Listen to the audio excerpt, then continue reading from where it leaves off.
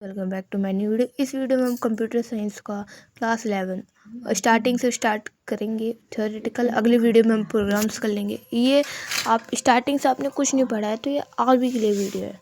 तो चलिए स्टार्ट करते हैं वीडियो। तो पहले हम कुछ छोटे छोटे टर्म्स से देखेंगे। पहला हार्डवेयर। हार्डवेयर क्या होता है? Physical component of computer. जो भी कंप्यूटर के फिजिकल कंपोनेंट जिसे आप देख सकते हो, टच फील कर सकते हो, जैसे कीबोर्ड, माउस, प्रिंटर, ये सब हो गया।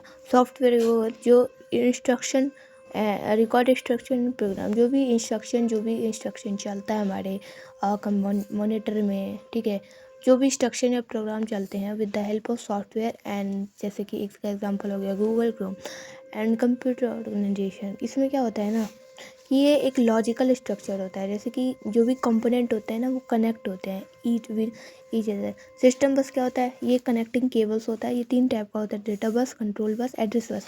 डेटा बस जो डेटा कैरी करेगा, कंट्रोल बस जो कंट्रोल करता है, एड्रेस बस जो एड्रेस कैरी करेगा। ये दोस्तों बहुत ही इंपॉर्टेंट है। अगर आपको जो भी डेटा बस से रिलेटेड पूछ ले तो ये आपको बता देना है। Input, process, output. यहाँ पे सीपीयू, ये डायग्राम है। और ये सीपीयू में क्या होता है? ALU, register control unit. ये बस हो गया। इसमें इनपुट, आउटपुट और स्टोरेज यूनिट। इनपुट यूनिट क्या होता है? इनपुट यूनिट जो भी इंफॉर्मेशन को लेता है अपने, ठीक है, और उसको बाइनरी फॉर्म में कन्वर्ट कर देता है कंप्यूटर अंडरस्टेबल फॉर्म में, जो, ठीक है। और आउटपुट क्या होता है? जो बाइनरी फॉर्म को ह्यूमन अंडरस्टैंडेबल फॉर्म में कन्वर्ट कर देता है, ठीक है। जैसे कि इसका एग्जांपल होगा मॉनिटर स्पीकर, ठीक है। जो भी स्पीकर से सॉन्ग आता है वो बाइनरी फॉर्म में नहीं आता, उसको कन्वर्ट करके एक ह्यूमन रीडेबल फॉर्म में आ जाता है। सीपीयू एक central unit and processing unit होता है। ये इसको हम ब्रेन ऑफ द कंप्यूटर भी कहते हैं। ये 3 टाइप का होता है: एएलयू, सीयू, रजिस्टर। एएलयू क्या होता है? Arithmetic logical unit. इसके फुल फॉर्म आप याद कर लेना। सीयू का कंट्रोल यूनिट। और रजिस्टर क्या होता है? Small unit of data holding place. जो एक स्मॉल यूनिट होता है जहाँ पे डेटा को स्टोर करके ऐसा रख सकते हैं। रैम और रोम में डिफरेंस, ये इंपॉर्टेंट है, आप जरूर कर लेना। रैम का जो फुल फॉर्म होता है रैंडम एक्सेस मेमोरी। रोम का होता है रीड ओनली मेमोरी। ये प्राइमरी मेमोरी होता है, ये सेकेंडरी मेमोरी होता है। और इसमें रीड एंड राइट, और ये रीड कर सकते हैं। और ये टेम्प्रेरी स्टोरेज टेम्प्रेरी होता है, और ये परमानेंट होता है। ये फास्ट होता है और ये स्लोअर होता है देन रोम। एंड इसका एग्जांपल हो गया यूजेज, जैसे रनिंग एप्लीकेशन। और ये यूजेज बायस, ठीक है। इसका एग्जेप्शन है EEP रोम। इसका एग्जेप्शन अगर पूछ लिया MCQ में तो ये आ सकता है, ठीक है। अब हम देखेंगे कैच मेमोरी। कैच मेमोरी क्या करता है? Store data CPU can it almost instantly. मान लो अगर आप कोई जो फाइल है अगर आप बार बार खोल रहे हो, जैसे क्रोम हो गया, आपने कुछ एप्लीकेशन खोला है, ठीक है, तो उसको आप क्या करते हो? बंद हो जाता है, ठीक है। तो उसे बार बार खोलने से अच्छा कि आप उसको एक जगह कैच मेमोरी में रख लेते हो ताकि वो इंस्टेंट वो फाइल खुल जाए, ठीक है। और बिट क्या होता है? बिट एक स्मॉल यूनिट होता है कंप्यूटर का, ठीक है। और बाइट क्या होता है? जब हम 8 बिट को मिला लेंगे तो 1 बाइट मिलेगा। और ये दोस्तों इंपॉर्टेंट है, 2 MCQ में आता है। 2 की पावर 10 1024 होता है। जैसे कि KB, 1 KB में 1024 बाइट, और MB में KB 1024 बाइट, ठीक है। GB में 1024 MB, और 1024 टिप। ये इंपॉर्टेंट है, ठीक है। अब हम देखेंगे सॉफ्टवेयर 3 टाइप का होता है: system software, application software and programming tool and language translator. System software क्या करता है? Manage hardware, provide platform from other software. ये हार्डवेयर को एक प्लेटफॉर्म प्रोवाइड करता है टू सॉफ्टवेयर यहाँ पे रन हो जाए। ऑपरेटर सॉफ्टवेयर क्या होता है? ये ब्रिज होता है हार्डवेयर और एप्लीकेशन अदर विंडोज़ के बीच में शिफ्ट। और सिस्टम यूटिलिटीज क्या? Tool that have manage and maintain, protect और एप्लीकेशन सॉफ्टवेयर इसलिए हुआ है कि हम कुछ भी स्पेसिफिक टास्क करते हैं तो ये उसके लिए एप्लीकेशन सॉफ्टवेयर, ये उतना इंपॉर्टेंट नहीं है। और ये इंपॉर्टेंट है program tools and language translator. Assembler, compiler, interpreter. Assemble क्या करता है? असेंबली लैंग्वेज को मेन कोड में वो कन्वर्ट कर देता है। और कंपाइलर इंटरप्रेटर में डिफरेंस इंपॉर्टेंट है, ये जरूर से आप जरूर कर लेना, ठीक है।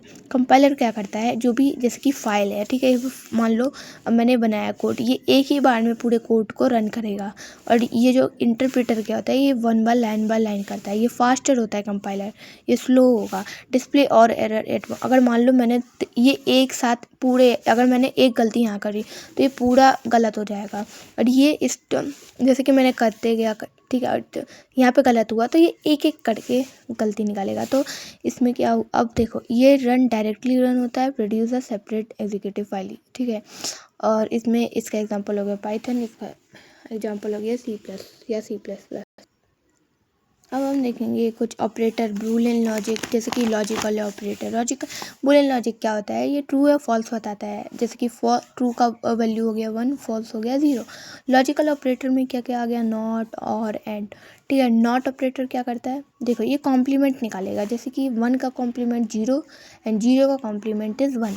मान लो मैंने ए लिया, ए का कॉम्प्लीमेंट हम निकालेंगे 1 0, और ये तो कॉम्प्लीमेंट कैसे निकलेगा, 1 का 0 हो जाएगा, 0 का यानी उल्टा हो जाएगा कॉम्प्लीमेंट। ये हमने सेट चैप्टर में ऑलरेडी 11th क्लास के मैथ्स में पढ़ रखा है, जिसके पास मैथ्स होगा वो जानते होंगे। और ऑपरेटर क्या करेगा, ये मल्टीप्लाई ये प्लस करेगा, और यानी और क्या करेगा, जैसे कि 0 + 0 इज इक्वल टू 0, और 1 + 0 इज इक्वल टू 1, और 1 + 1 इज इक्वल टू 2 होगा, पर नहीं, ये यहाँ पे 1 + 1 इज इक्वल टू 1 हो जाएगा, ठीक है। जैसे कि हमने 2 ले लिया है, एक्स और वाई, 0 0 0 एस, और 0 1 1 1 1 0 1 और 1 1 1, और एंड क्या करेगा, ये मल्टीप्लाई कर देगा, सिंपल 0 0 0 और 1 1 0 नहीं, सिंपल है भाई, ठीक है। ये आप एक बार खुद से एक बार ट्राई करना हो वगैरह, ठीक। और जितने भी नंबर ऑफ केसेस है उसको निकालने 2 की पावर n फॉर्मूला हो जाएगा, ठीक। तो जैसे कि x की पावर x और y है, तो 2 की पावर 2 हो जाएगा, तो ये 4 हो जाएगा। वैसे ही ये 2 की पावर 2 ही आएगा, ज़्यादा से ज़्यादा है तो 3 आ सकता है। अब देखो जैसे कि इसमें 3 वेरिएबल आ गए, तो ये 2 की पावर 3 है, तो 8 होंगे, ठीक है। अब मान लो हमें कंस्ट्रक्टर टेबल, ये इम्पॉर्टेंट है, मतलब ये क्वेश्चन ऐसे सिमिलर आ सकते हैं बहुत सारे, या अच्छे से सीखो। जैसे कि मान लो हमें क्वेश्चन दिया है X complement plus Y Z plus X, Z का कॉम्प्लीमेंट है। पहले हम एक्स का टेबल बनाएंगे, वाई जेड कैसे बनाएंगे, एक्स को हम 4 बार 0 4 बार प्लस करेंगे, 8 हमने इतना ही क्यों लिया, क्योंकि हमने 2 की पावर 3 दिया है, तो 8 तक हम ले जाएंगे। तो 4 बार 0 4 बार 1, 2 बार 0 2 बार 1, 2 बार 0 2 बार 1, 1 0 1 1 1 0 1 1 1 0 1 1।